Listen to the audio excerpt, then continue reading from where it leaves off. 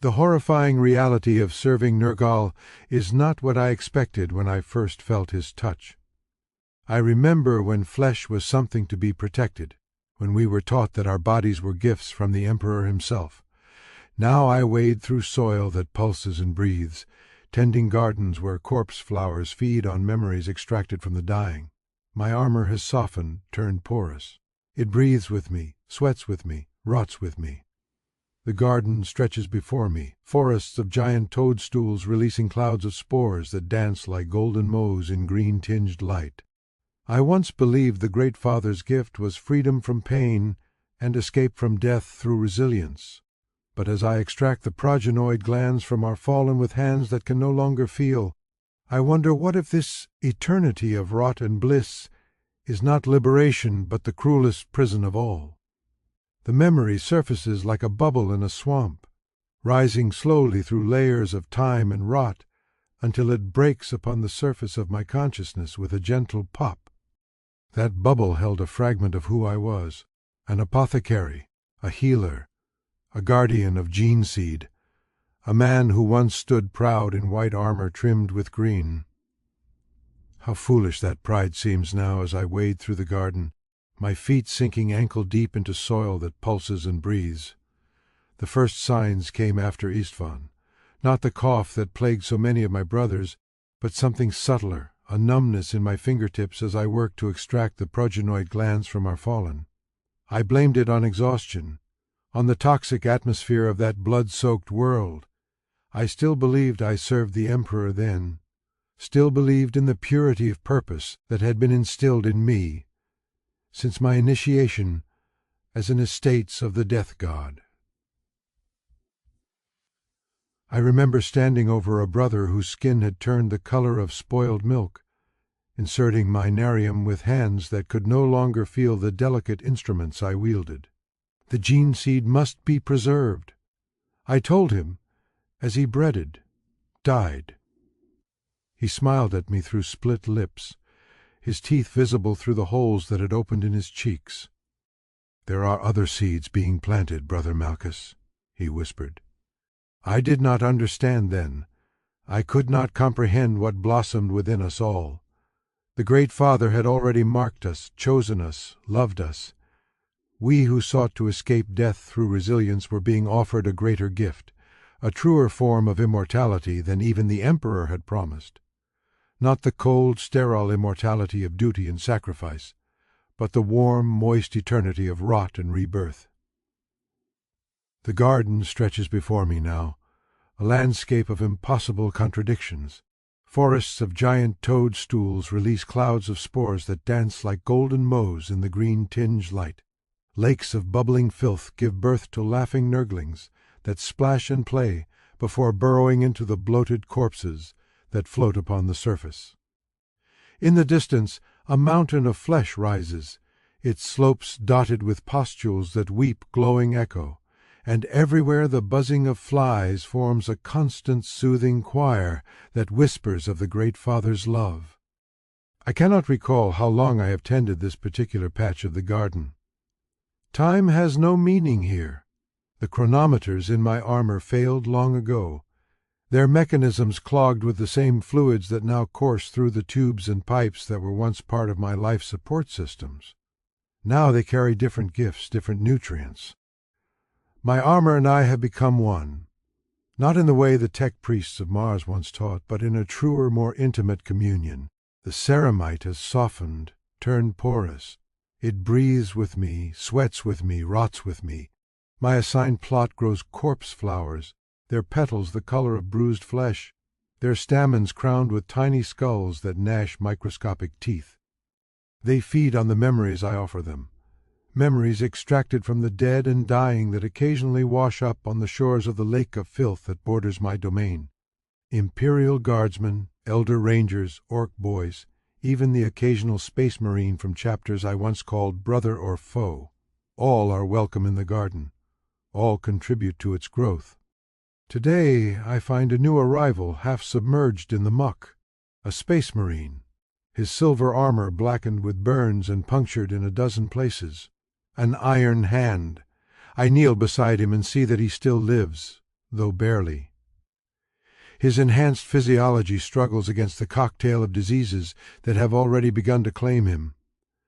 His augment left eye sparks and whirs as it tries to focus on my face. Traitor! He spits, though the word bubbles through the blood that fills his mouth. I smile, feeling the stretched skin of my face crack like old leather. There is no betrayal in the garden, brother, only acceptance. I place my hand, swollen and green with rot, upon his chest. Through the shattered ceramite I can feel his twin hearts laboring. Such strength, such determination. The Great Father values these qualities. They make the eventual surrender all the sweeter. I bring you a gift, I tell him, unscrewing a vial from my belt. The glass has long since dissolved, replaced by a translucent membrane that pulses slightly as the liquid within shifts and changes color. It will ease your pain. I embrace pain. The iron hand growls. It is the forge upon which my will is tempered. I nod, appreciating his devotion even as I pity his ignorance. Pain is indeed a teacher, I agree. But it is a limited one. It can only teach you to endure. The Great Father teaches us to transcend. I pour the contents of the vial into the wound in his chest. The liquid, thick and yellow as pus, seems to move with purpose, seeking out the damaged organs within. The iron hand gasps, his back arching as the gift takes hold. His remaining human eye widens, then relaxes as understanding blooms within him. "What is this?" he whispers, wonder replacing hatred in his voice.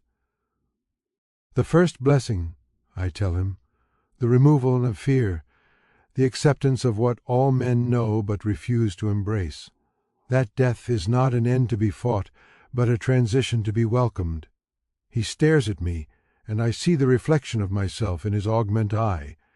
My face is barely recognizable as human. My skin has the green-brown coloration of advanced necrosis, pulled tight over a skull that has grown and distorted. Horns of bone protrude from my temples, curving back along my head like a crown. My eyes have sunk deep into their sockets, glowing with a pale yellow light. My mouth, now lipless, reveals teeth that have fused into ridged plates better suited for grinding vegetation than tearing meat. And yet there is no revulsion in the iron hand's expression, only curiosity, only dawning acceptance. "The pain," he murmurs, "it's changing." Yes, I nod. It is becoming something else, something more honest. Pain is merely the denial of death, brother. Accept death, embrace decay, and pain transforms into its true nature. Which is? His voice grows faint as the gift spreads through his system. "Pleasure," I whisper, leaning close so that my fetid breath washes over his face. "The pleasure of surrender, the joy of acceptance. The bliss of knowing your place in the great cycle." A tremor runs through the iron hand's body. A sound escapes him, half groan, half laugh. His armor, already compromised, begins to change. The metal softens, takes on a greenish hue. Tiny mushroom caps sprout from the joints and seams. His flesh and his war gear entering communion with each other and with the garden soil upon which he lies. "What is happening to me?" he asks, but there is no fear in the question, only wonder. "You are being remade," I tell him. "As I was remade, as all who enter the garden are remade. The Great Father sees the potential in you, the strength that can be turned to his purpose. You will serve him as you once served your emperor, but with greater joy, greater purpose. The emperor, the iron hand murmurs, the emperor protects. The emperor promises only war without end." I correct him gently, only duty and sacrifice and pain. The Great Father offers acceptance, peace, a place in the eternal cycle of decay and rebirth. The iron hand's eyes close, but his lips curve in a smile. "I feel them," he whispers, moving inside me. "So many of them, so hungry, so happy." I nod, pleased by his quick acceptance. "Some struggle longer against the inevitable." "They are the Great Father's children," I explain, "and they will be your companions in the transformation. Listen to them, learn from them. They have much to teach you about the true nature of existence." I rise then, leaving the iron hand to his communion. He will find his own way now, guided by the gifts already blossoming within him. Perhaps he will become a tiller of the soil as I am. Or perhaps the Great Father has other plans for his particular talents. It matters not. All serve in their way. All contribute to the garden's growth. I return to my corpse flowers, which have grown impatient in my absence. They sway on their stems, the tiny skulls that crown them, chattering in hungry anticipation. I reach into the pouch at my waist, now an actual organ that has grown from my abdomen, and withdraw a handful of memories. They look like small milky pearls, each containing a fragment of life extracted from those who have passed through my domain. With gentle care, I press these pearls into the waiting mouths of my flowers. They accept my offering with delicate nibbling motions. As they feed, they excrete a thick, fragrant nectar that I collect in the chalice that was once my narium. Nectar is precious, a distillation of experience and emotion that the Great Father values highly. It will be added to his cauldron, contributing flavors and textures to the ever-evolving plague that is his greatest work. The work satisfies me in a way that my duties as an apothecary never did. Then I fought against death, seeing it as failure, as defeat. Now I understand it as essential, as sacred. The dead feed the garden feeds the dead. The cycle is perfect, unending, beautiful in its simplicity. And yet there are moments, brief and fleeting as the soap bubbles that form and pop on the surface of the lake of filth, when I question, not the Great Father's love, for that is constant and undeniable, not the rightness of my place here, for I have never felt more at home, but rather I question the memory of who I was, the apothecary who sought to heal, to preserve, to protect. Was there value in that struggle against the inevitable? Was there purpose in the denial of decay? These thoughts trouble me like an itch beneath armor that is fused with my skin, unreachable, irritating, persistent. I should not have such doubts. I should not remember the time before with anything but scorn. And yet the memories surface, unbidden and unwelcome. I remember a battlefield, not Istvan, but some nameless world where we fought against warriors in blue armor. Ultramarines, so proud, so certain of their superiority. I had dragged a wounded brother to shelter behind a fallen pillar, ancient stone carved with symbols that meant nothing to me. My brother's leg had been severed at the knee by a power sword, the wound cauterized by the same stroke that maimed him. "Leave me," he had insisted. "I can still fire my bolter. I can still kill the enemy." "You are more valuable than that," I told him, preparing a stim injection that would keep him conscious and fighting despite the shock of his injury. The gene seed must be preserved. He had laughed then, a sound harsh with pain and bitter amusement. "Always the gene seed with you, Malchus, as if that's all we are. Carriers, vessels," I had not replied. Focused on my work, on the familiar rituals of wound assessment and treatment. But his words had struck something within me, some chord that resonated with doubts I did not know I harbored. Are we just vessels? I had wondered then. Vessels for gene seed, for the Emperor's will, for the Primarch's ambition. Now I know the answer. We are vessels indeed, but for something far greater, far more honest than the cold purpose the Emperor designed us for. We are vessels for life in all its glorious, messy abundance. We are gardens in which 1,000,000 species flourish. We are worlds unto ourselves, ecosystems of interdependent organisms, all working in perfect harmony. The Iron Hand's transformation has progressed rapidly. Already he sits up, examining his changing body with fascination rather than horror. The augmentatics that once defined his chapter's identity are being subsumed, repurposed. Metal and flesh find new communion in rot. His silver arm, more machine than man, now sprouts tendrils of fungal growth that probe and explore the mechanisms within, finding new uses for gears and pistons designed for war. "Brother Malchus," he calls to me, his voice thick with phlegm. "I understand now. The Omnisia, the machine god we venerated. It was always this, the perfect fusion of biology and technology, not in sterile purity, but in glorious corruption. I smile, pleased by his insight. The Great Father reveals truth to all who enter his garden. I confirm each according to their nature, their past, their potential. The iron hand rises unsteadily to his feet, fluids dripping from joints that have become host to colonies of bacteria that digest metal and excrete compounds previously unknown to imperial science. "What is my purpose here?" he asks. "How do I serve?" I gesture to the vast garden that surrounds us.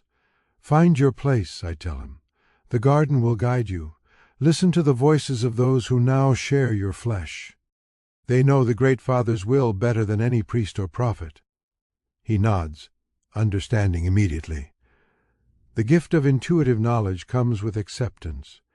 He turns and walks away, moving deeper into the garden, drawn to whatever task awaits him. I watch him go with a sense of satisfaction. Another brother welcomed into the fold, another vessel filled with the Great Father's blessings. I return to my work, to the tending of my plot and the harvesting of nectar. The corpse flowers have finished their meal, and now enter a brief dormancy, their petals folding inward, their stems curling into tight spirals. Soon they will bloom again, larger and more vibrant than before, nourished by the memories they have consumed. While I wait, I walk the perimeter of my domain, checking for incursions or anomalies. The garden is peaceful but not static.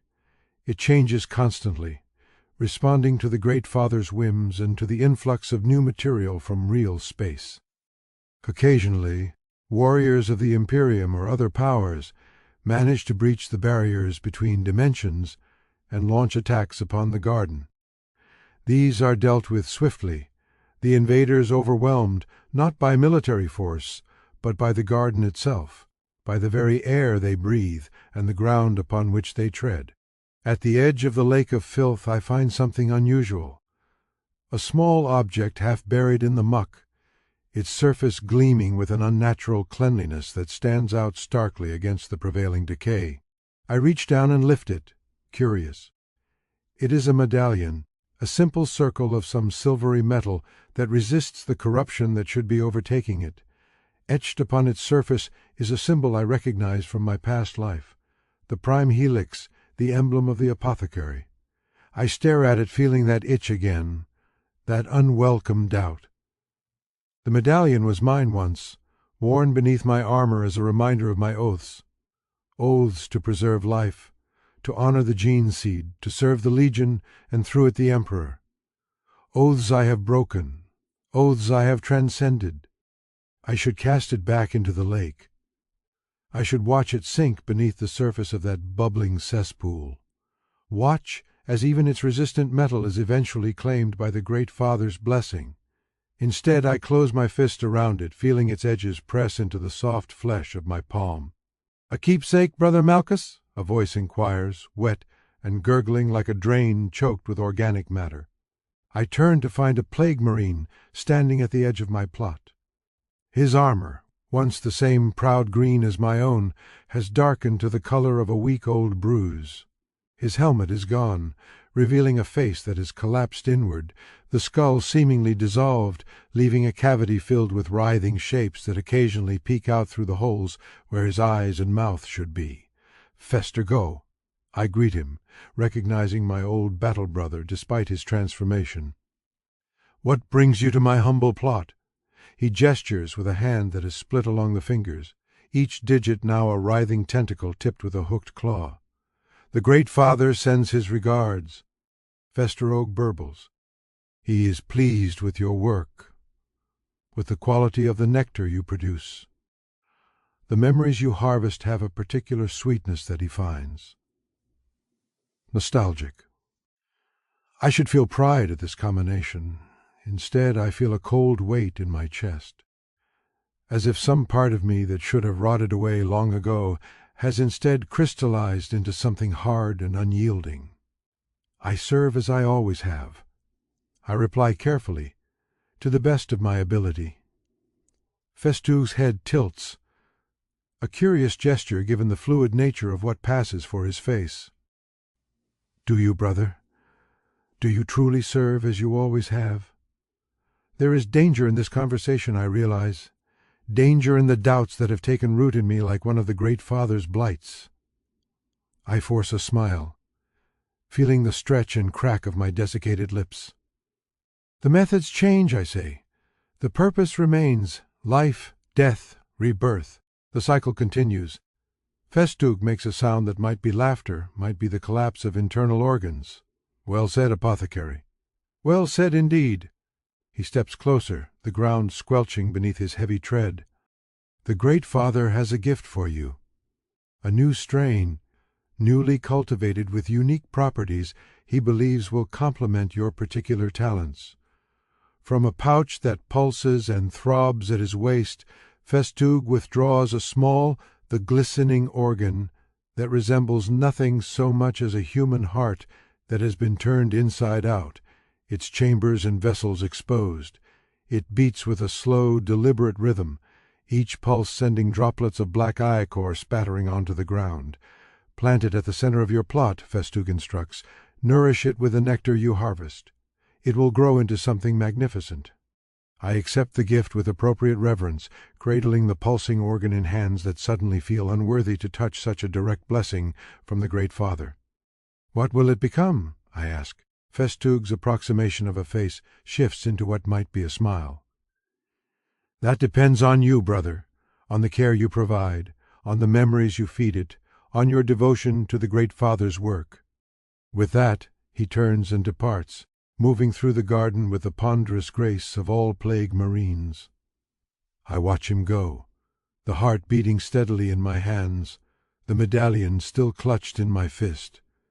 Two objects, two symbols, two paths, the past and the future, duty and devotion, preservation and decay. I look down at the heart, studying its intricate construction, the walls and patterns formed by veins and arteries, rearranged into configurations no human anatomist would recognize. It is beautiful in its way, a testament to the Great Father's creativity, his endless exploration of form and function. With careful steps I make my way to the center of my plot, where the soil is richest, fed by the runoff from my corpse flowers and the occasional overflow from the lake of filth. I kneel and dig a shallow hole with my hands, feeling the soil squirm and shift eagerly against my fingers, sensing the imminent arrival of something new. I place the heart in the depression and watch as the soil rises up around it, embracing it, welcoming it. Within moments, it has been completely covered, though I can still see the rhythmic pulsing of the ground above it, synchronized with its beats. Already tiny shoots emerge, pale and translucent, reaching upward with questing tendrils. My task complete. I open my other hand and look at the medallion. The prime helix seems to glow in the diffuse light of the garden. Its clean lines are stark contrast to the organic chaos that surrounds me. I should discard it now. I should reject this reminder of a past that means nothing, of oaths that have been superseded by greater truths. Instead, I press it into the flesh of my palm, feeling it sink beneath my skin, becoming part of me once more. Not as an ornament, not as a symbol, but as a question, a reminder that even in the garden, even in the embrace of the Great Father's love, there are choices to be made. The corpse flowers begin to stir, their dormancy cycle complete. I return to them, ready to harvest the next batch of nectar, to continue my service to the Great Father. But as I work, I feel the medallion within my flesh, a small hard certainty, in a world of endless mutable possibility. And for the first time since I entered the garden, I wonder if there might be another path. Not back to what I was, for that is impossible, but forward towards something neither the Emperor nor the Great Father has envisioned, something of my own choosing. The thought is heresy. The thought is freedom. The thought is a seed planted alongside the Great Father's gift growing in secret, waiting to bloom. I tend to my flowers and I wait as the garden grows around me, as the cycle continues. As death feeds, life feeds death, eternal and unchanging. And yet change is coming. I can feel it in the soil beneath my feet, in the air that fills my rotting lungs, In the medallion that pulses like a second heart within my flesh, change is coming, and I will be its vessel. I am not the only one who tends the garden. Far from it. The realm of the Great Father is vast beyond mortal comprehension, a dimension unto itself that reflects its master's boundless creativity and endless appetite for new forms of life and death. My plot is but one of millions, each with its own tender, its own purpose, its own unique contribution to the whole. Sometimes we gather, we tenders, to exchange knowledge and specimens, to share in the communion of rot that binds us all to the Great Father's will. These gatherings occur at the Great Father's whim, summoned by the tolling of bells that hang from the branches of a vast tree at the garden center, a tree whose bark is made of compressed bone, and whose leaves are the pages of ancient tomes filled with the names of every plague ever conceived. The next gathering comes soon after I plant the gift Festogue delivered. The bells ring out their sound, a damp, muffled dirge that none the less carries to every corner of the garden. I harvest what nectar I can from my corpse flowers, storing it in the organ pouches that have grown along my abdomen, and make my way toward the central tree.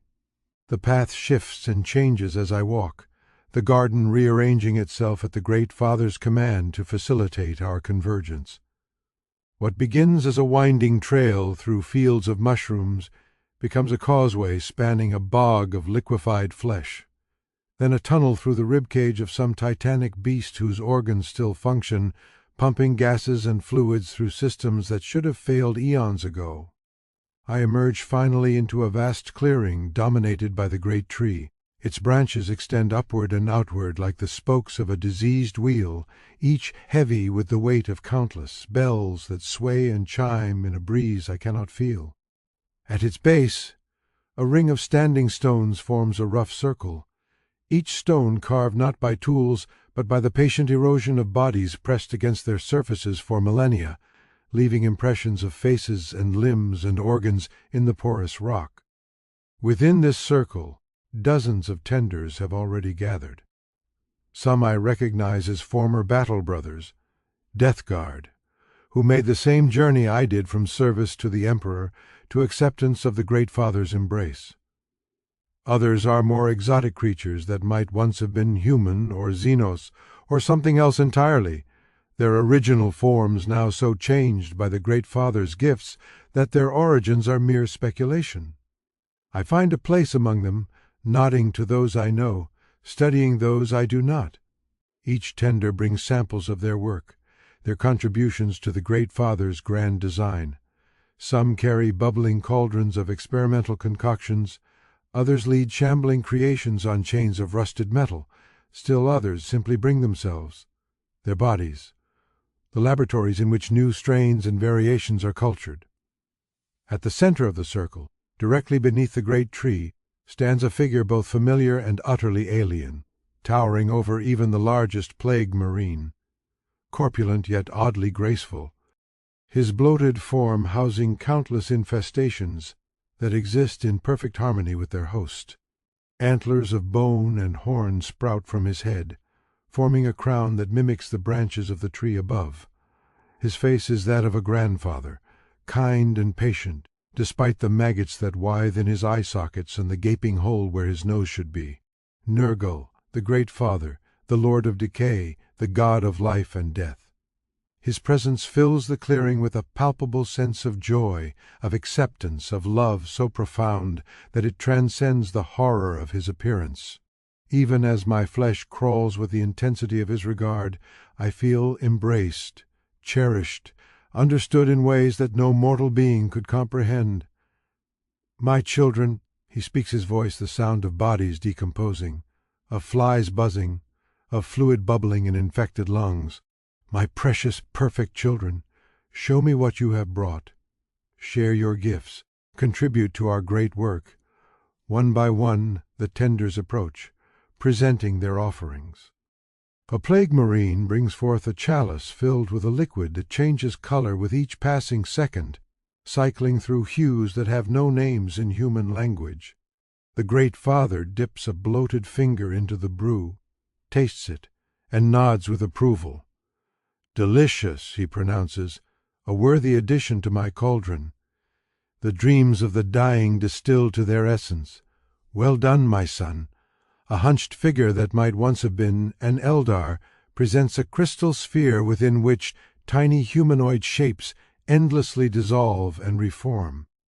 Caught in a cycle of perpetual transformation, the Great Father holds it up to one Roy, observing the torment within with the fascination of a child studying an insect.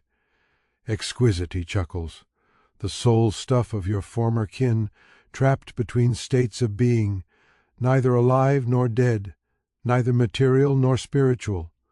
A delightful paradox. And so it continues, each gift received with genuine enthusiasm, each tender praised for their contribution, no matter how modest. The Great Father's love is democratic in its distribution, encompassing all who serve him with equal fervor. When my turn comes, I approach with reverence, my head bowed in supplication. From my organ pouches, I extract the nectar I have harvested, a thick pearlescent fluid that catches the light in strange ways, seeming to contain galaxies of bacteria and fungi in perfect microcosm.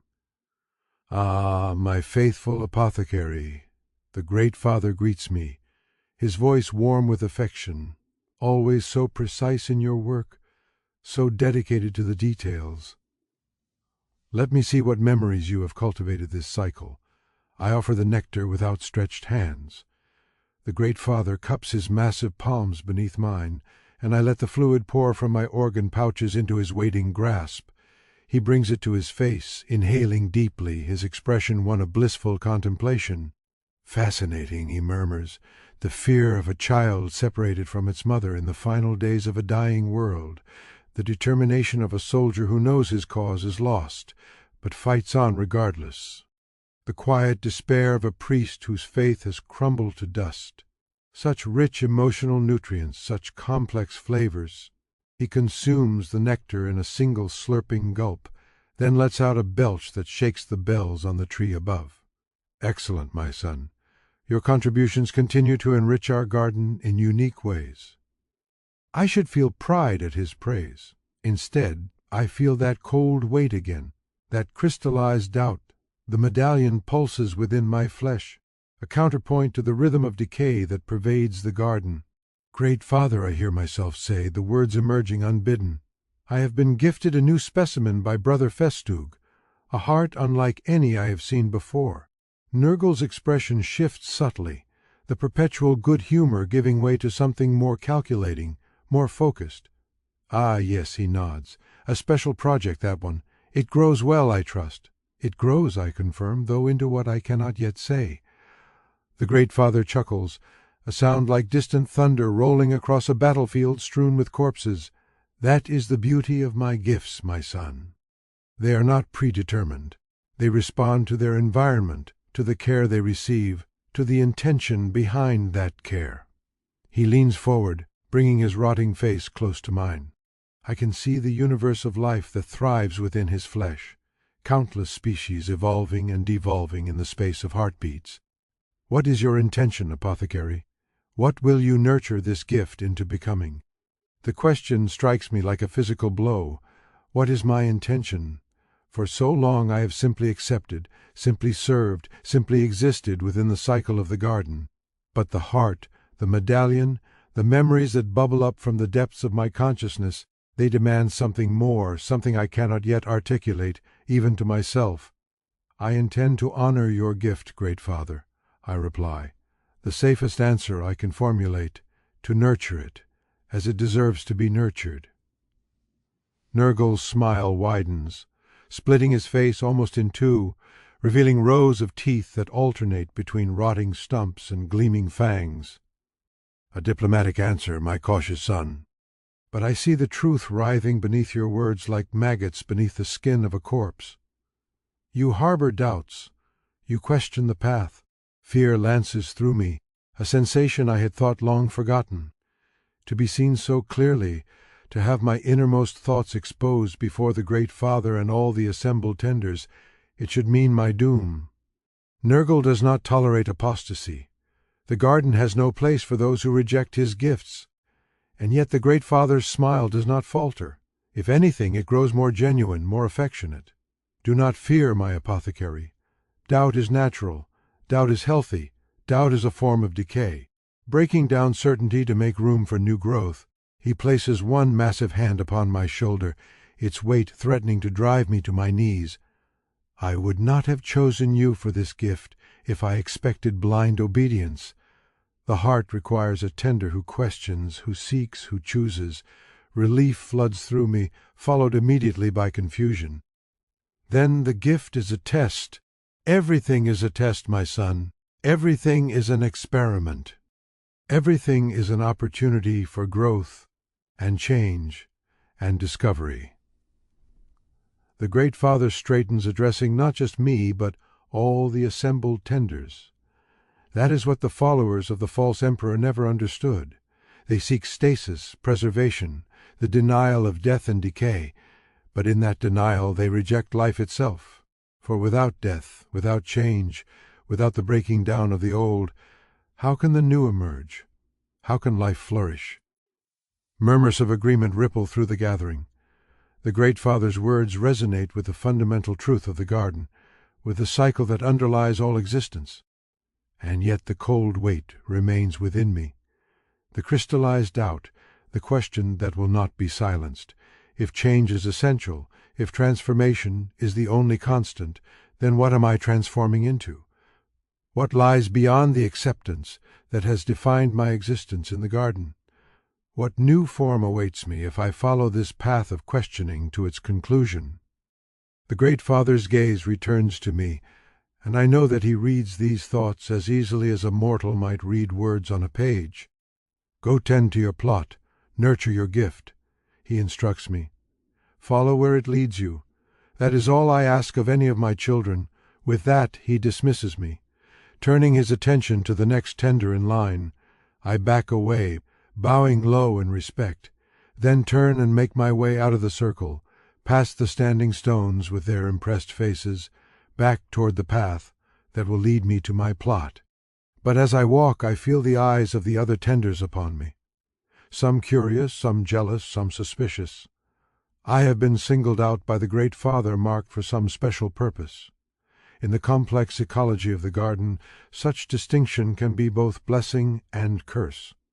I quicken my pace, eager to return to the relative safety of my domain, to the heart that grows there, to the questions that await answers. The path shifts and changes around me, responding not to the Great Father's will this time, but to my own urgency. The garden attunes itself to the emotions of its inhabitants, a living reflection of our collective psyche. By the time I reach my plot, I am running, though from what or toward what I cannot say. The corpse flowers sway in agitation as I pass, sensing my disturbance. The soil beneath my feet seems to pulse more rapidly, as if the heart I planted has accelerated its beating in response to my return. And indeed, when I reach the center of my plot, I find that the heart has grown exponentially in my absence. What was a small inverted organ has become a pulsing mound of tissue the size of a space marine's torso. The pale shoots that had just emerged have developed into thick, ropey vines that spread outward in all directions, intertwining with the stems of my corpse flowers, burrowing into the soil, reaching toward the diffuse light that permeates the garden. I kneel beside this new growth, studying it with the analytical eye of an apothecary. The vines are not simply vegetative matter. I realize they are veins and arteries writ large, carrying fluids that range from clear plasma to thick, dark blood. The mound itself pulses with multiple rhythms, as if several hearts beat within it, slightly out of sync with each other. And most strangely of all, the entire structure emits a sound. Not the expected thump of heartbeats, but a whispered chorus of voices too faint to make out words, yet carrying emotional resonance that washes over me in waves. Sorrow, joy, anger, peace, all mingled together in a symphony of feeling that bypasses my ears and resonates directly in my mind. I reach out a hand, hesitating just above the pulsing surface of the growth. The medallion within my palm throbs in time with the multiple rhythms of the heart structure, creating a counterpoint that seems both harmonious and discordant. "What are you?" I whisper, as if in response.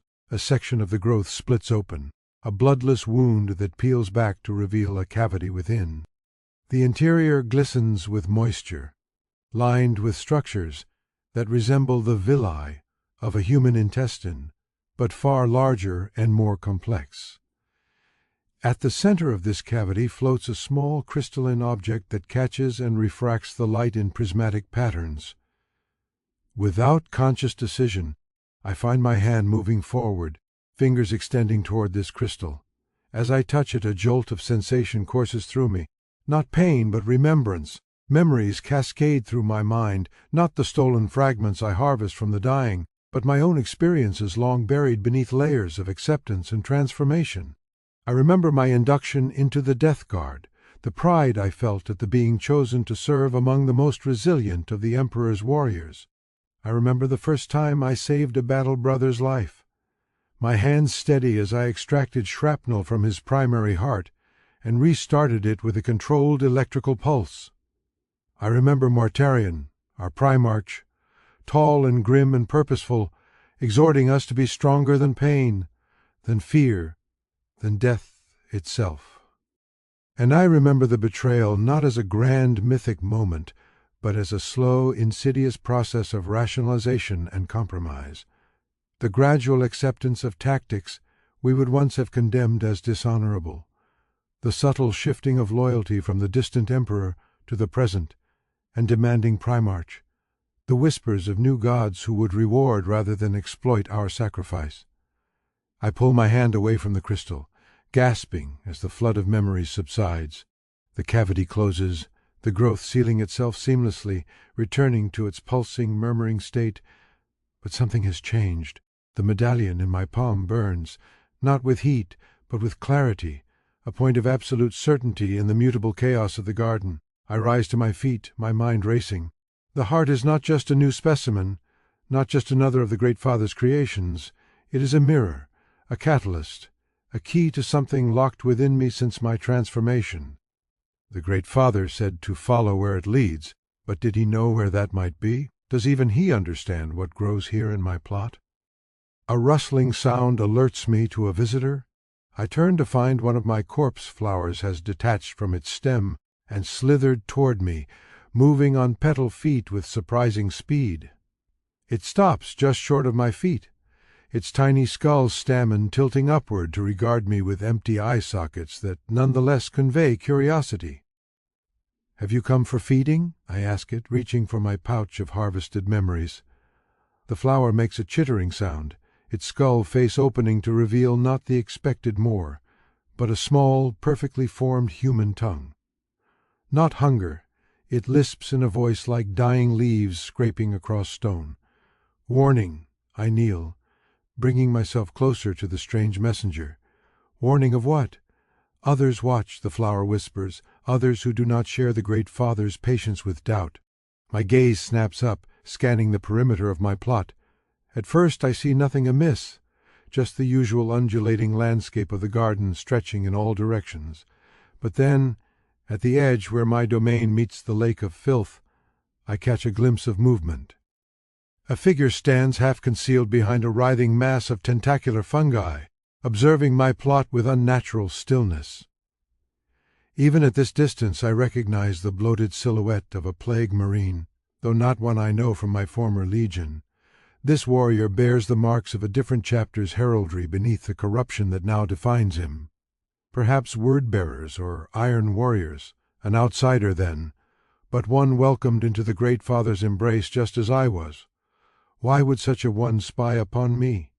What interest could my modest plot hold for those not of the Death Guard? The heart.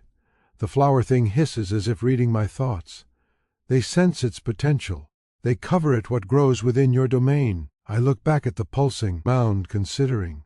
If others can sense the power of this growth, then it is indeed something unusual, something valuable, something worth protecting.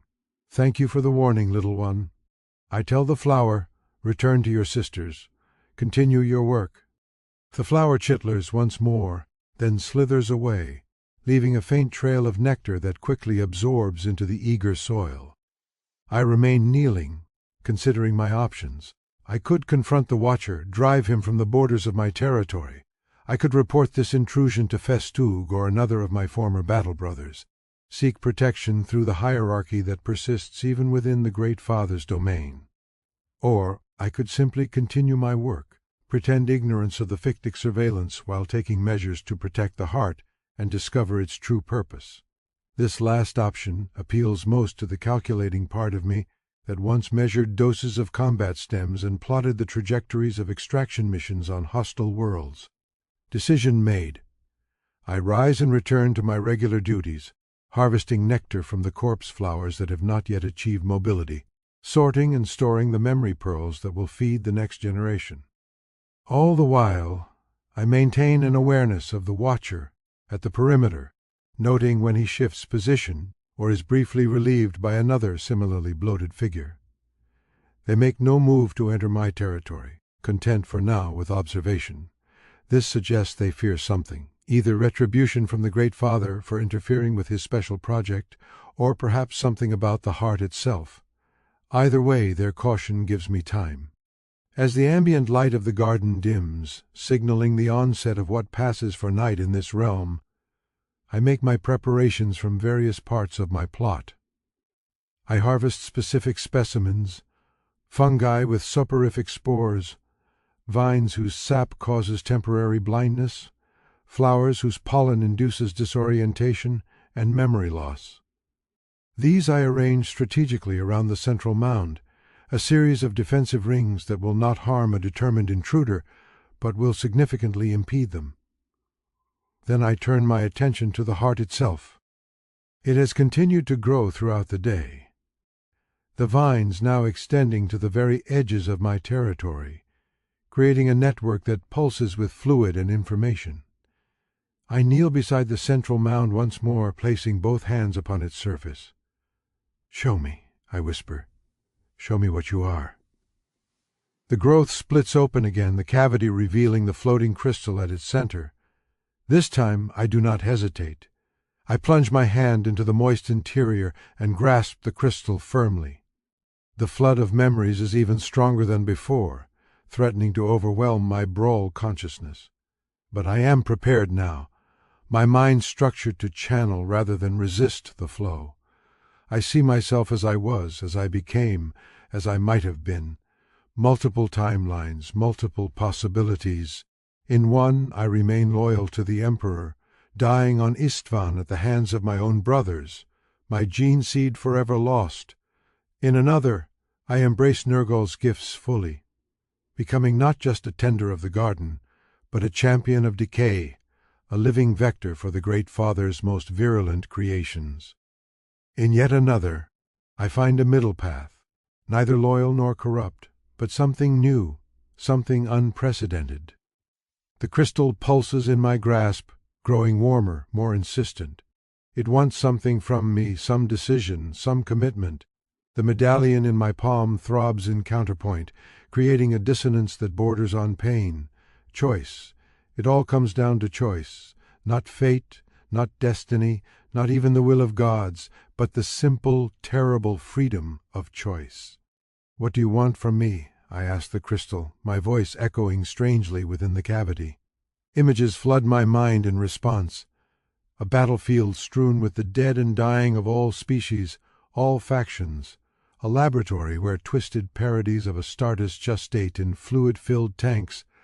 A throne room where a withered corpse sits forgotten, its psychic light dimmed to near extinction. A garden where nothing grows but a single perfect rose, blood-red and eternal.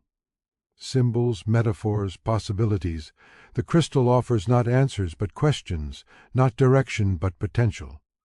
It is a tool, I realize, not an oracle, a means of focusing and amplifying my own will, my own intention. And suddenly I understand what the Great Father meant. He did not give me this heart as a test of loyalty or as a reward for service. He gave it to me as an instrument of change, because even gods can grow stagnant in their patterns. Even the Lord of Decay can become predictably cyclical. Even eternity can become boring. I am to be the variable in his great experiment, the unforeseen element, the catalyst for something new. With this realization comes another, more personal epiphany. The doubts I have harbored are not weaknesses to be overcome or flaws to be purged. They are essential to my purpose.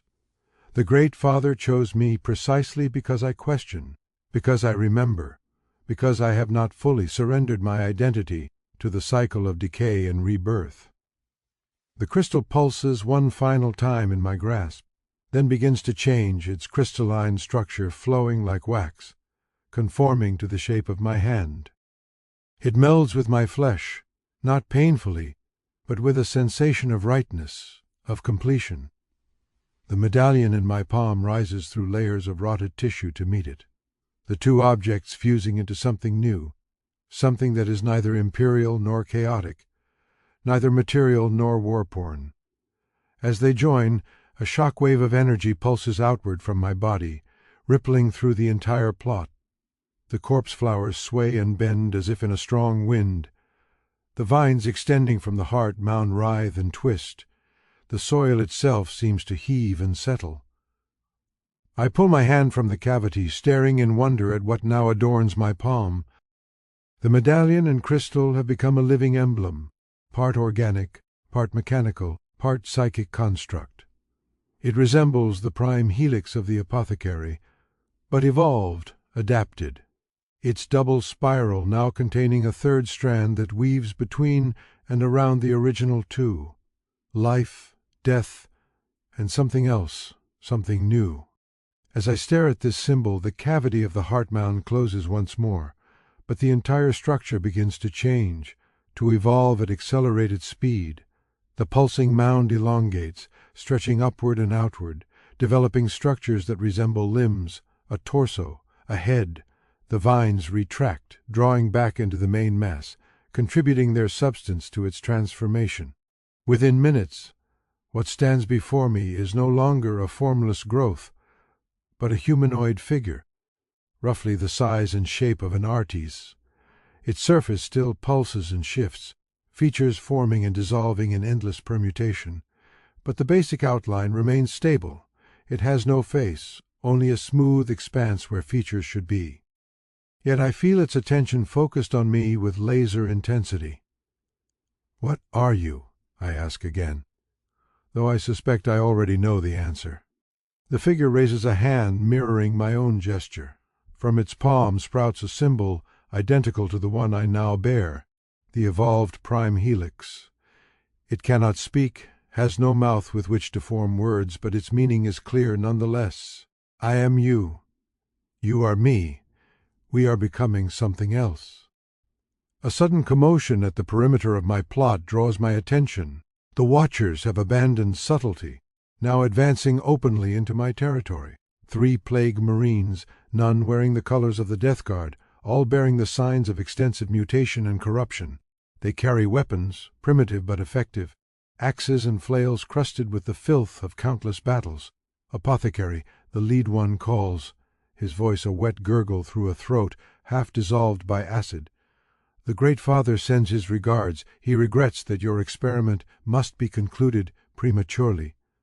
I know a lie when I hear one. The Great Father himself told me to follow where the heart leads, to nurture it according to my own intention. These are not his messengers, but rivals, other servants who see in my special project a threat to their own standing, their own relationship with our patron God. "The Great Father spoke to me directly," I reply, standing tall beside the newly formed figure at the gathering. "You were there. You heard him single me out." The plague marine spits a glob of black ichor that sizzles where it lands on the soil. "The Great Father has many children, many projects, many experiments. Some succeed, some fail, some must be repurposed. They spread out, attempting to flank me in the heart construct. They move with the ponderous certainty of those who know their target cannot escape, cannot resist effectively. They do not yet realize what has grown in my garden.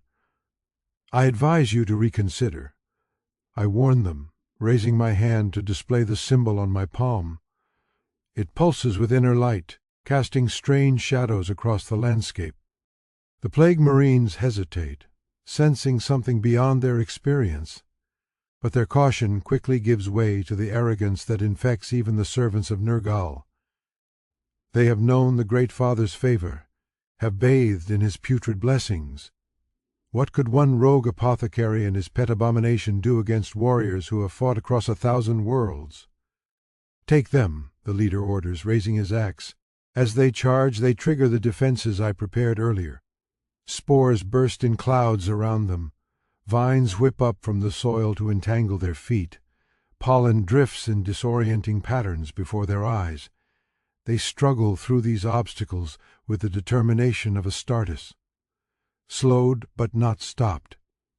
I turn to the heart construct, uncertain what aid it can provide in this conflict. It has no weapons, no obvious means of defense. But as the first Plague Marine breaks through the final ring of defenses, the construct moves with a fluid grace that belies its massive form. It does not attack in any conventional sense. It simply reaches out and touches the Plague Marine's chest. On contact, the warrior freezes, his body going rigid, as if struck by a paralytic toxin. But it is not paralysis that holds him immobile. It is recognition, understanding, revelation. The construct's flesh flows outward from the point of contact, engulfing the Plague Marine in a living shroud that pulses with the same rhythms as the heart mound. For a moment, they stand locked together, a grotesque tableau of communion. Then the shroud withdraws, flowing back into the construct, leaving the Plague Marine standing unharmed, but utterly changed. His mutations have not been reversed, his corruption not cleansed, but the mindless aggression has drained from his posture. The slavish devotion that drove him to attack at another's command has been replaced by something else. Awareness, agency, choice. The other two Plague Marines falter, witnessing their comrade's transformation. The leader raises his axe higher, as if to ward off the possibility of a similar fate. "Sorcery," he accuses, though the word has little meaning in a realm where reality itself is malleable to the Great Father's whim. "Understanding," I correct him. "The gift the Great Father truly offers, beneath all the blessings of disease and decay. The understanding that even in corruption we have choice, even in damnation we have agency." The transformed Plague Marine turns to face his former comrades. "I remember now," he says, his voice clearer, more purposeful than the usual gurgle of the Nurgle blessed. "I was Sergeant Cassus of the Imperial Fists. I fell defending a shrine world from the word-bearers. I was offered salvation in servitude. I accepted without understanding the terms." The lead attacker takes a step back, confusion and fear wearing with anger on his half-melted features. "The Great Father's blessing is salvation enough," he insists. "His love is all we need. His love is genuine, I acknowledge. But love without choice is not love. It is consumption, absorption, the erasure of self. Even the Great Father knows this in his way. Why else would he cultivate such variety in his garden? Why else would he allow us to retain fragments of our former selves, our former lives?" The heart construct steps forward again, reaching toward the second Plague Marine. This one tries to fight, to swing his flail at the approaching figure, but the weapon passes through the construct's form as if through water, causing momentary disruption but no lasting harm. Then contact is made. The living shroud envelops. The communion occurs. When it withdraws, another transformed warrior stands beside the first. This one straightens, his spine cracking as it attempts to recall the proud posture it once held. "Codicia Vorax," he introduces himself. "Alpha Legion, though I served the Emperor in truth until the end. I died on Talon, poisoned by my own brothers when my loyalty was discovered. The Great Father found my soul drifting in the warp and offered me continuation. I accepted, not understanding that continuation is not the same as life." Only the leader remains now, his axe trembling in his grasp. his courage evaporating in the face of something beyond his comprehension. "The Great Father will not allow this," he stammers. "This defiance, this perversion of his gifts." "It is not defiance," I explain, stepping forward to stand beside the heart construct. "It is evolution, growth, change, the very principles the Great Father embodies. Stagnation is the province of the false emperor. Remember the denial of death, the rejection of transformation. If we truly serve the Lord of Decay, we must ourselves be willing to decay, to break down, to become something new." The leader looks from me to the construct to his transformed comrades, searching for some weakness, some flaw in the argument. Finding none, he resorts to the final refuge of the faithful. "Heresy," he spits, "heresy against the god of plagues himself." I laugh then, and the sound surprises me. Not the wet, bubbling chuckle of a plague marine, but something clearer, more reminiscent of the man I was before. Heresy implies orthodoxy. I point out chaos by its nature cannot have orthodoxy. That is, its strength and its weakness, its power and its vulnerability, its blessing and its curse. The heart construct extends a hand toward the final plague marine. He raises his axe to strike, but doubt has crept into his stance, into the set of his shoulders. The blow, when it comes, lacks conviction. The axe embeds itself in the construct's shoulder, causing a wound that immediately begins to close, the weapon absorbed into the transforming flesh. Then contact is made, the shroud envelops, the communion begins. But this one fights the revelation, rejects the understanding within the cocoon of living tissue. I can see him thrashing, struggling against the truth being offered. When the shroud withdraws, he falls to his knees, not transformed but broken, not enlightened but shattered. His mind could not reconcile what he was shown with what he believed. His identity, already fragmented by corruption, has been dealt a blow from which it cannot recover. Some are not ready. The former imperial fist observes. Some cannot bear to remember. I nod, understanding all too well. Memory is a burden and a gift. I agree. For too long we have allowed the Great Father's blessings to submerge our pasts, to drown our identities in the sea of his boundless affection. But in doing so we have become less than we were meant to be, less than he intended us to be. I kneel beside the broken plague marine, placing my hand with its living emblem against his forehead. "Rest now," I tell him. "Rejoin the cycle. Perhaps in your next incarnation you will be ready to carry the weight of remembrance." Under my touch his form begins to dissolve, not in the usual manner of decay, but with strange elegance, each cell separating from its neighbors and floating away like spores on the wind. Within moments, nothing remains but his armor, empty and purposeless without a bearer. I rise and face the heart construct and the two transformed plague marines. We have little time. I tell them the garden will have felt this disturbance. The Great Father will know what has transpired here. Will he oppose us? The former Alpha Legionnaire asks. I do not know. I admit the Great Father's mind is not like ours. His purposes are both simpler and more complex than we can comprehend. He may see this as a betrayal, or as the natural evolution of his gifts. He may destroy us or elevate us. We cannot know until we face him. And if he destroys us? The former imperial fist asks.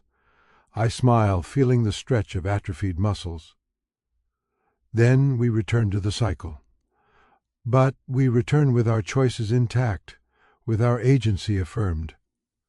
That is no small victory in a universe where gods and mortals alike are slaves to fate and circumstance. The heart construct silent until now produces a sound.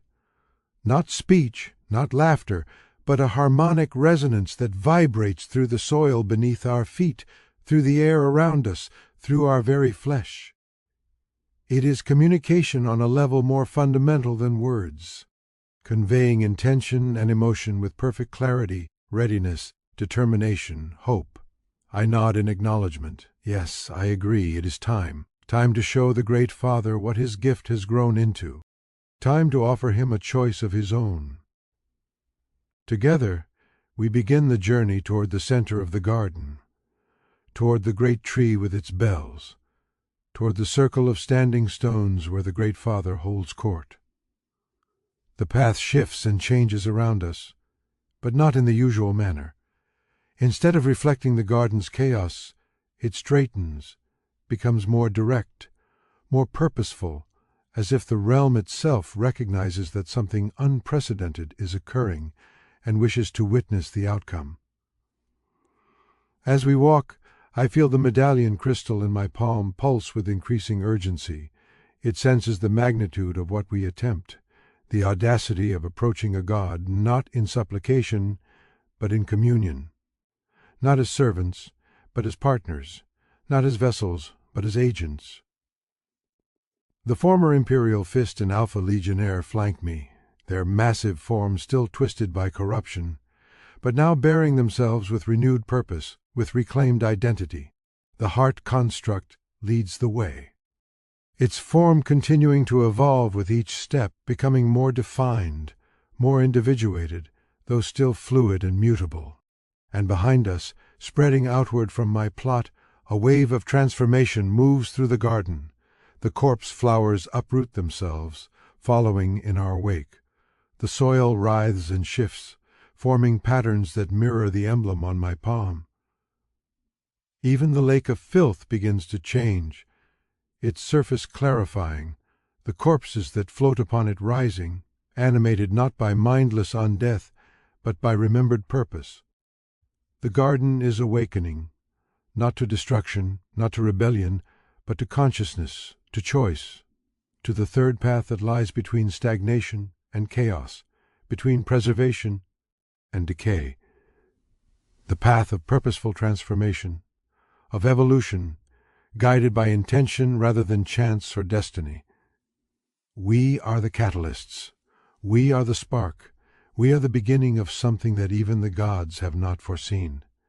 And as we approach the great tree, as its bells begin to toll in recognition or warning, as the ground shakes with the footsteps of demonic guardians rushing to intercept us, I feel no fear, only certainty, only purpose, only the weight of choice freely made and fully embraced. The Great Father awaits. The conversation that will reshape the garden, perhaps reshape the warp itself, is about to begin. And I, once a simple apothecary of the death god, now stand at the cusp of a transformation more profound than any I have witnessed in all my long existence. I am Malchus. I remember. I choose. I become. And the garden trembles with anticipation. The journey to the center of the garden is not without resistance. As news of our approach spreads, various denizens of Nurgle's realm move to intercept us. Not all are hostile. Many are merely curious, drawn by the novelty of our procession, by the wave of transformation that follows in our wake. They watch from the edges of the path. These blessed of the Great Father, their rotting forms swaying in rhythm with the harmonic resonance emitted by the heart construct. Some join us, falling in behind the awakening corpse flowers, their own forms beginning to change as they are touched by the wave of consciousness that emanates from our small group. Others flee, seeking the deeper recesses of the garden, where the Great Father's more traditional blessings hold sway. But some, the most devoted, the most lost in their corruption, the most surrendered to the cycle of decay and rebirth, they attack. Plague marines, nurglings, great unclean ones, all servants of the god of disease who cannot comprehend or cannot accept the possibility of change beyond the parameters their master has established. We do not seek conflict, but neither do we avoid it. When confronted, the heart construct reaches out, offering communion, offering understanding. Many accept willingly or unwillingly and are transformed. Their corruption remains. Their diseases still flourish within and upon them. But now with purpose, with direction, with choice, they join our growing procession. Some reject the offering, fight against the revelation. These we leave behind, broken or dissolving, returning to the cycle, but carrying within them the seed of memory that may in time grow into understanding. As we near the great tree, the resistance intensifies.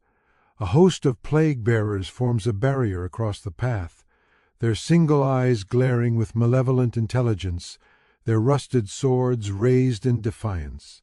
They chant in unison, their voices forming a dirge that attempts to counter the harmonic resonance of the heart construct. The garden rejects, the garden expels, the cycle preserves, the Father protects. Behind them stands a greater daemon, a great unclean, one of immense proportions, its bloated form housing ecosystems of disease, its face a grandfatherly mask of concern and disappointment. Little apothecary, it calls to me, its voice the sound of bodies left to rot on a battlefield. Little doubt carrier, little question bearer, why do you disturb the garden's peace? Why do you disrupt the cycle's turn? The Great Father gave you a gift, and this is how you repay him. With rebellion, with sedition, with the corruption of his children, I step forward. The emblem on, my palm raised like a talisman. There is no rebellion here, Lord of Contagions, I reply.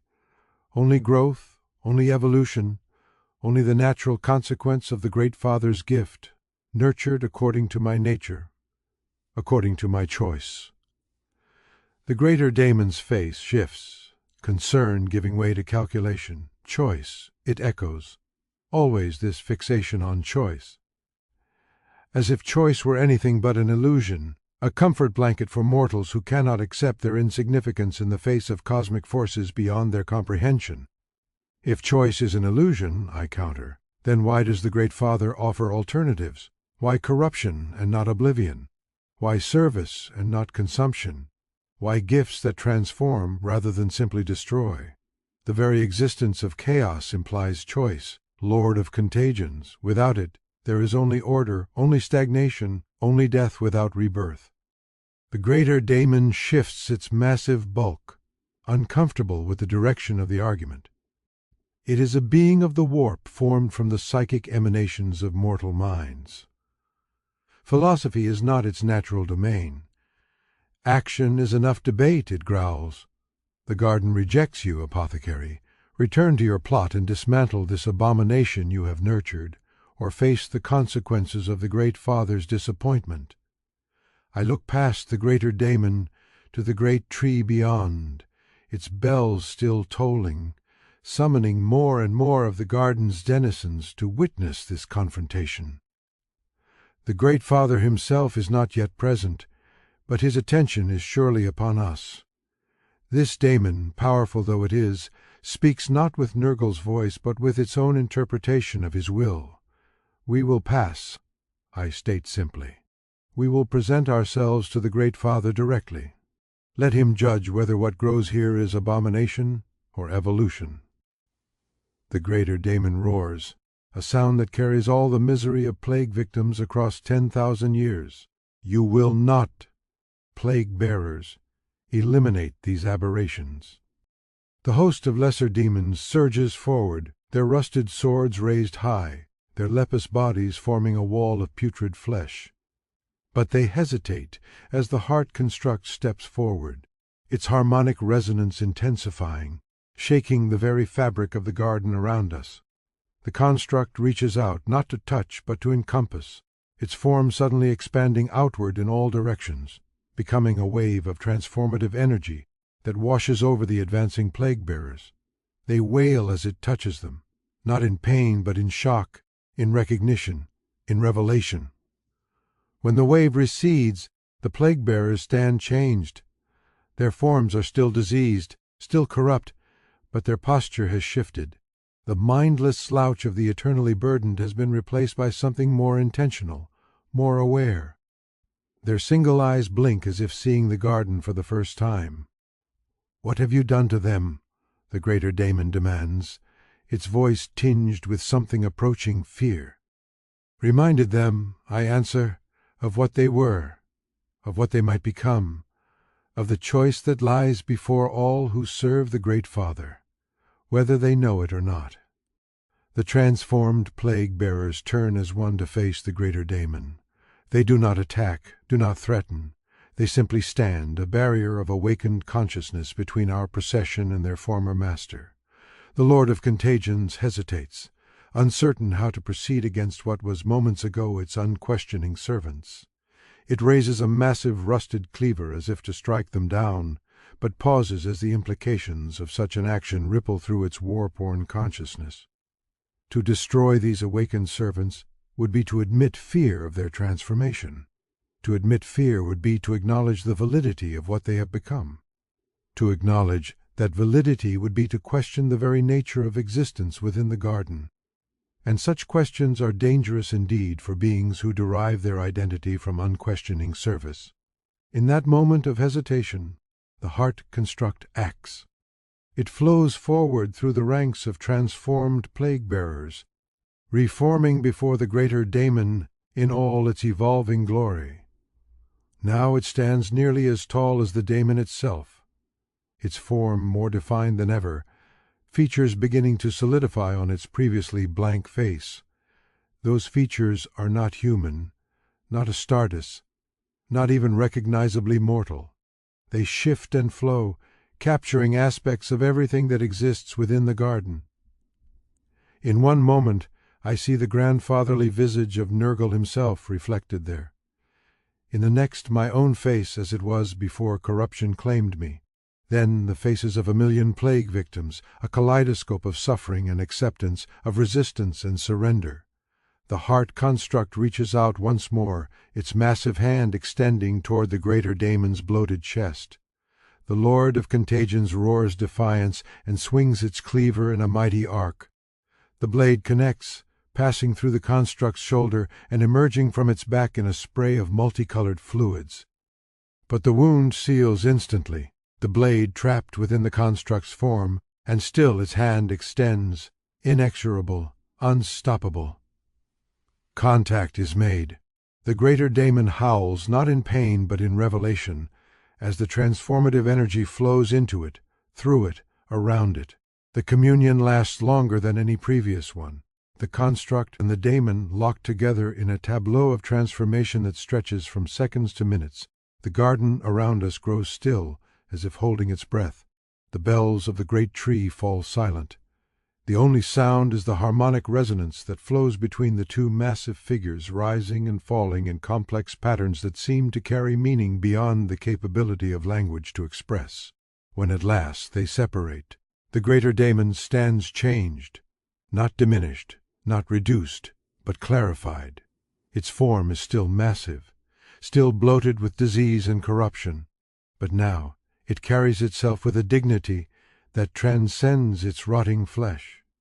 Its eyes, once clouded with mindless malice, now shine with awareness, with memory, with choice.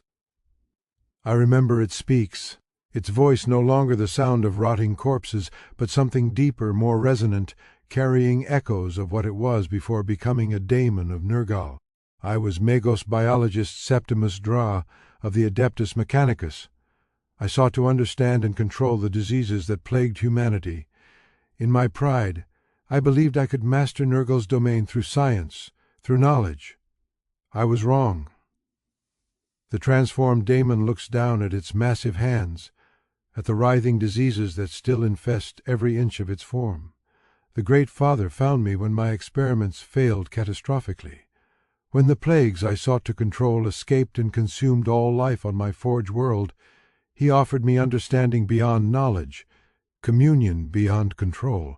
I accepted, and was remade as a Lord of Contagions, a vector for the very diseases I once fought against.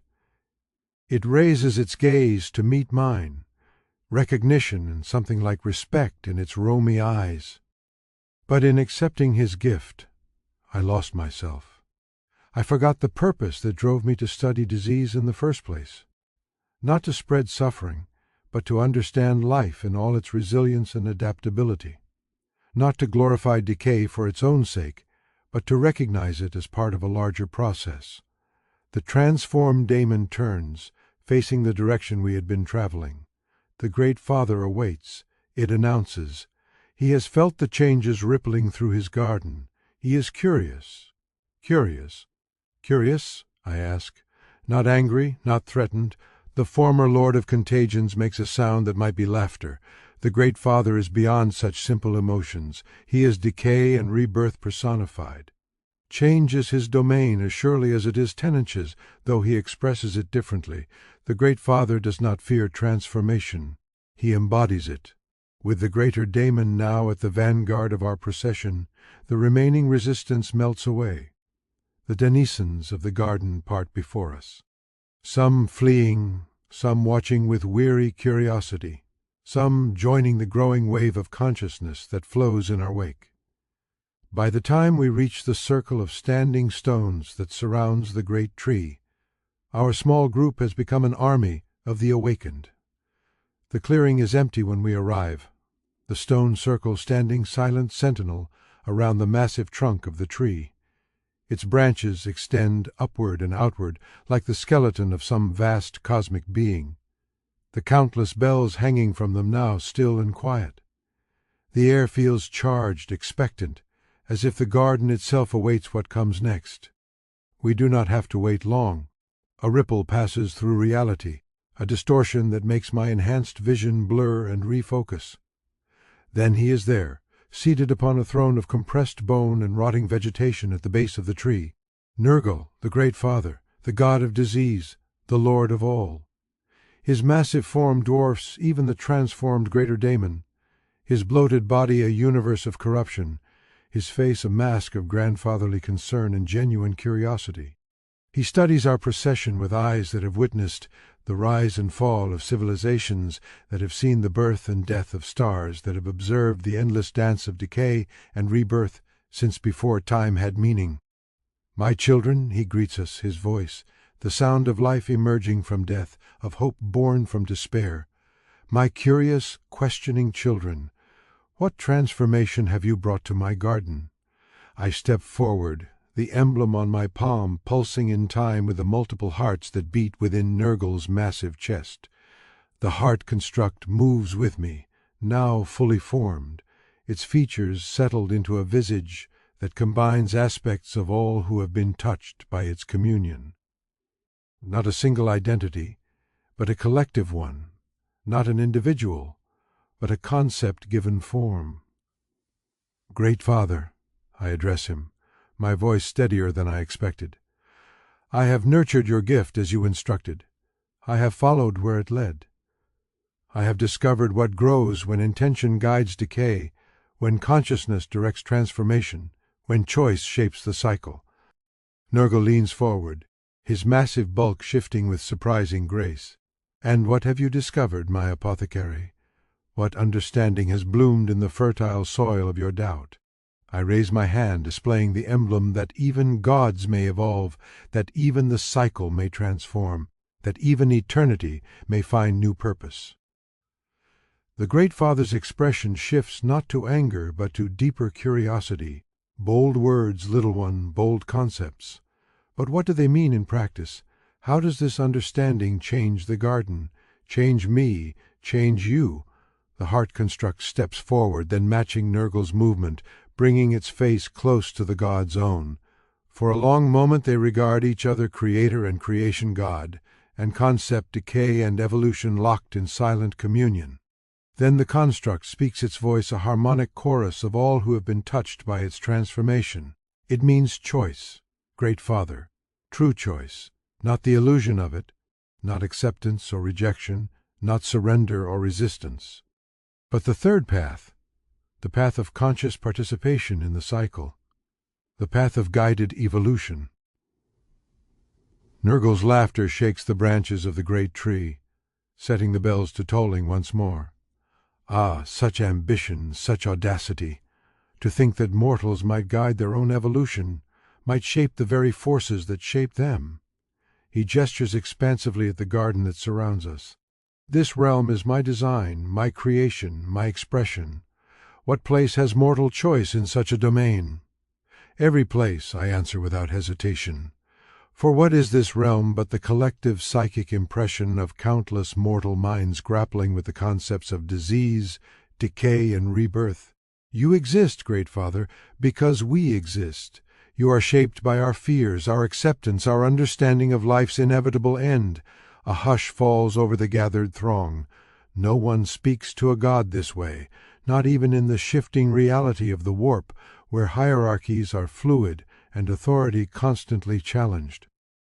To remind a chaos god of the symbiotic nature of their existence, of their dependence on mortal consciousness, is to invite annihilation. But Nurgle does not strike me down. Instead, his expression grows thoughtful, almost wistful. There is truth in what you say, Apothecary, a truth most of my children never grasp, lost as they are in the bliss of acceptance, in the simple joy of surrendering to the cycle. He leans back, his throne creaking beneath his enormous weight. But what would you have me do with this truth? How would you have me change? I who am change itself. The heart construct extends a hand toward the Great Father, offering communion as it has to all the others. Not change, Great Father. Evolve, expand. Become more fully what you already are. The embodiment not just of mindless decay, but of purposeful transformation. Not just the end of things, but their rebirth with new meaning, new direction, new potential.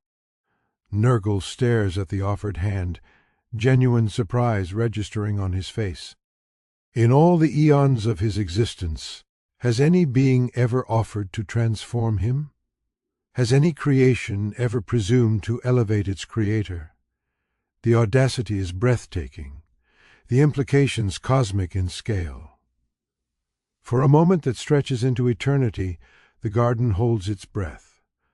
The countless denizens who have gathered to witness this unprecedented confrontation stand frozen, uncertain whether they are about to observe apotheosis or annihilation. Even the former Lord of Contagions, once a fragment of Nurgle's own consciousness, now watches with anxious anticipation. Then the Great Father laughs again, a sound of genuine delight that ripples through the fabric of his realm. In all my existence, he chuckles, in all the cycles of creation and destruction, in all the rises and falls of civilizations and species, I have never encountered such magnificent presumption. To offer a God communion, to propose that the Lord of Decay might himself be transformed. He reaches out one massive bloated hand, engulfing the heart construct's extended limb completely. I accept your offer, my ambitious child. Let us see what communion might bring when it flows both ways. When God and creation exchange understanding, when the cycle itself is admitted to the conversation, the moment their flesh makes contact, a shock wave of power explodes outward from the point of connection. It washes over me, over the assembled throng, over the entire garden. A tsunami of transformation that rewrites the very laws of this reality as it passes.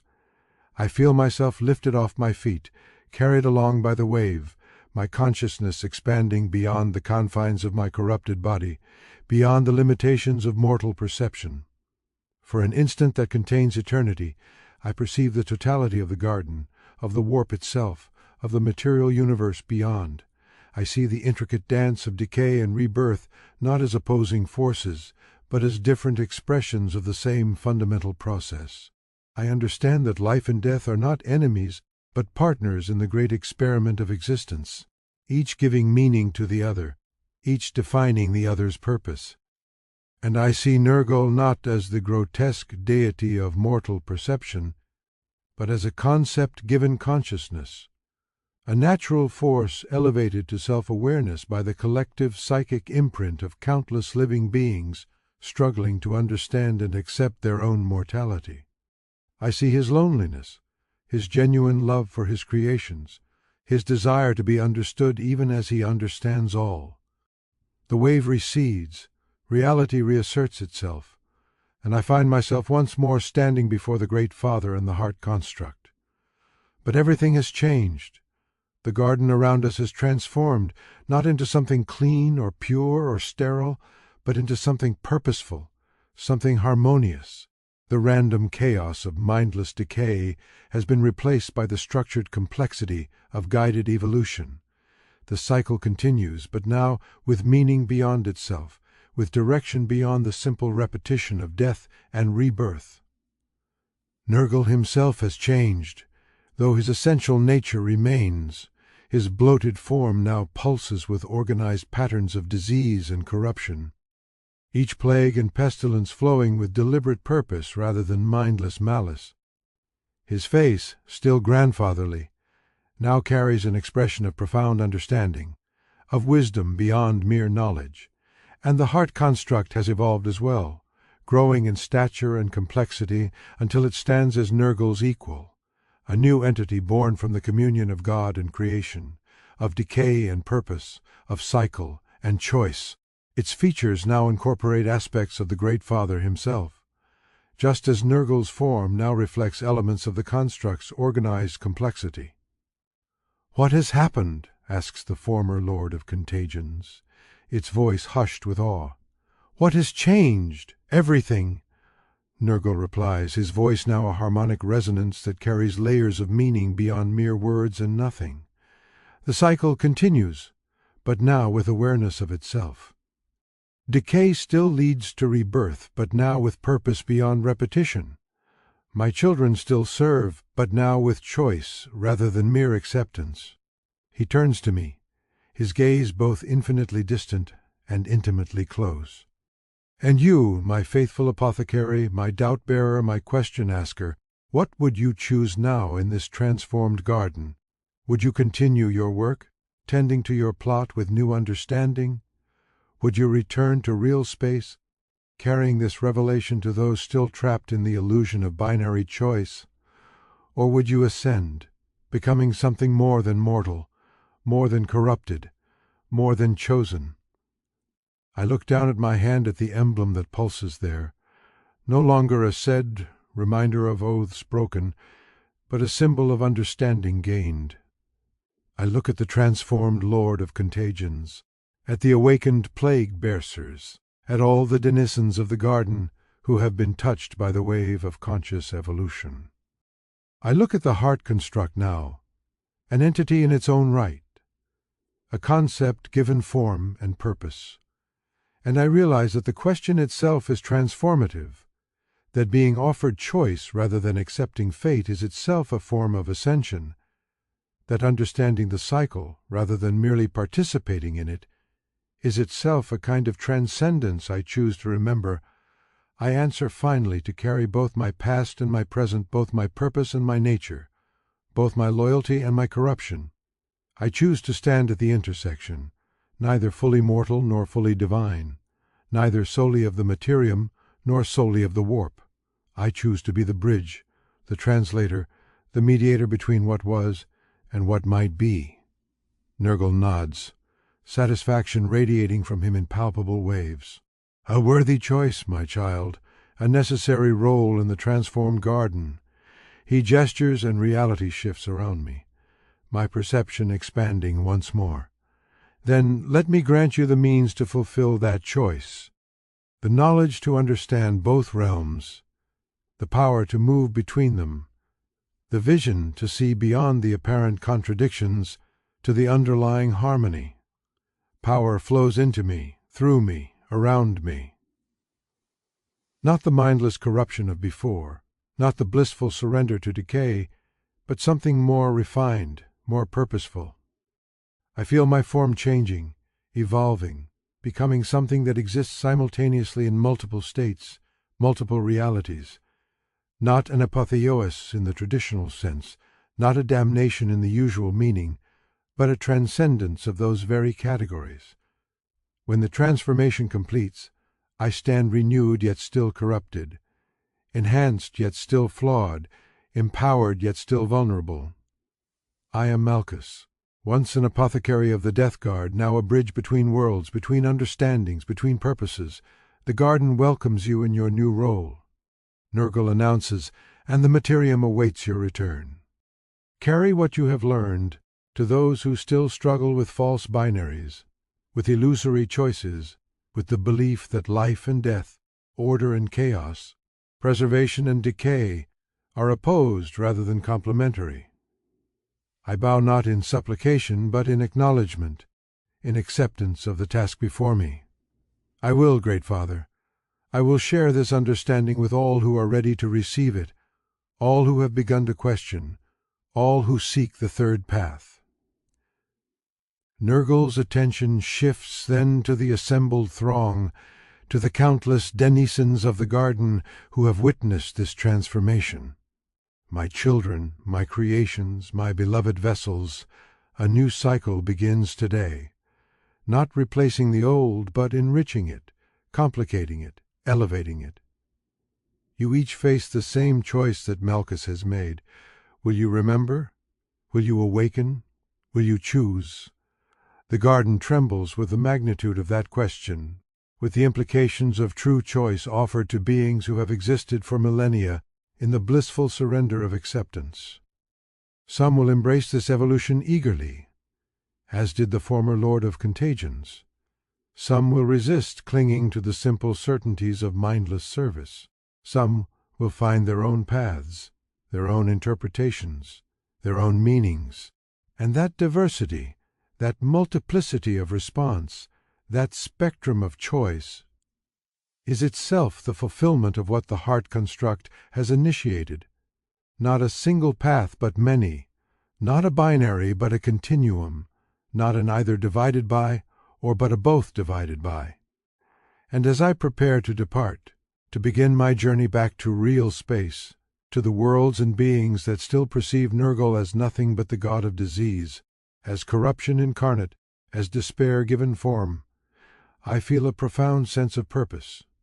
Not the cold duty of an Astartes, not the blissful acceptance of Nergal's chosen, but something new, something evolved, something chosen. I carry within me, now, the truth of the garden's transformation, the reality of Nergal's evolution, the potential for an understanding that transcends the ancient enmities and alliances that have defined the galaxy for millennia. I carry the memory of what was, the experience of what is, and the vision of what might be. I am Malchus, bearer of the third path, and my work is just beginning. As I step beyond the circle of standing stones, the transformed garden stretching endlessly around me, I feel the weight of my new role settling upon my shoulders. Not a burden, but a purpose. Not a sentence, but an opportunity. The path ahead is neither straight nor clear, neither easy nor predestined. It is a path I will forge with each step, a journey of continuous choice, of perpetual becoming. Behind me, the Great Father's laughter echoes through his transformed realm, a sound of genuine joy at the unfolding of new possibilities, new patterns, new cycles within the eternal dance of decay and rebirth. The heart construct now, his equal and partner, adds its harmonic resonance to the symphony, creating a music that reshapes reality as it plays. And within my palm the emblem pulses, a constant reminder of the truth I now carry, that even in corruption there is choice, even in damnation there is purpose, even in decay there is the possibility of conscious directed evolution. I am Brother Malchus, once an apothecary of the death god, now something both more and less than Astartes. I walk the third path between acceptance and rejection, between corruption and purity, between stagnation and chaos. I remember who I was. I know what I am. I choose what I become. And the universe in all its intricate complexity awaits the ripples of that choice, that remembrance, that knowing. The garden continues its eternal cycle, but now with purpose beyond itself.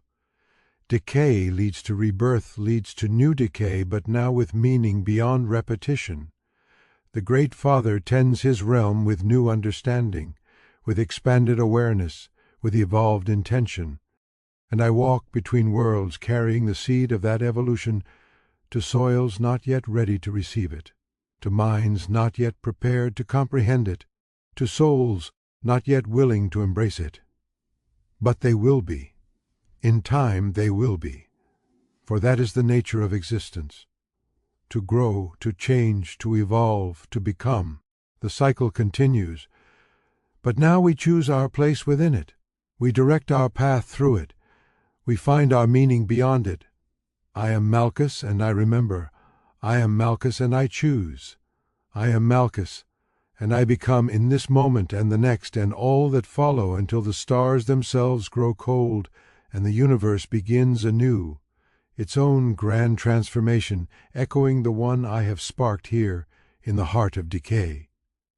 In that cosmic rebirth, the third path will endure, a thread of choice woven through the fabric of eternity, reminding all beings, mortal, divine, and beyond, that true liberation lies not in surrender or defiance, but in the endless act of becoming, guided by the light of remembered purpose. And so, the garden blooms eternal, and I, its eternal wanderer, carry its essence into the void, where new gardens await their seeds.